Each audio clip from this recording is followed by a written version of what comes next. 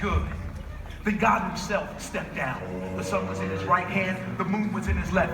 The stars were clustered about his hand, and the earth was under his feet. And God walked, and where he trod, his footsteps hollowed the valleys out and bulged the mountains up.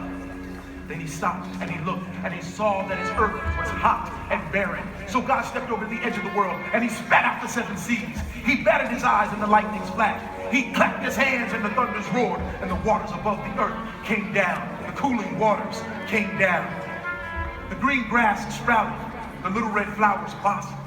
The pine tree pointed its finger to the sky. The oak spread out its arms. The lakes cuddled in the hollows of the ground, and the rivers ran down to the sea. And God smiled again, and a rainbow appeared and curled itself around his shoulder.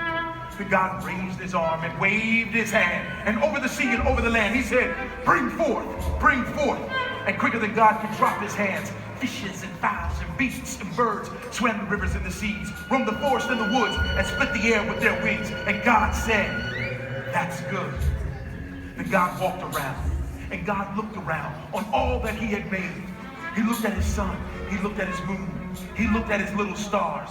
He looked on his world with all its living things, and God said, I'm lonely still. Then God sat down on the side of a hill where he could think.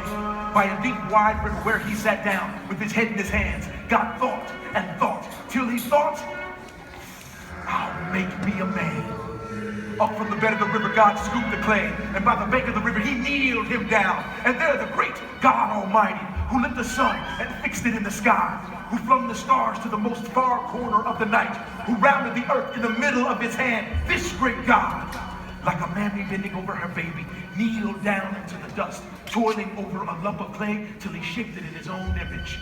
Then into it, he blew the breath of life, and man became a living soul. And God said, are you ready?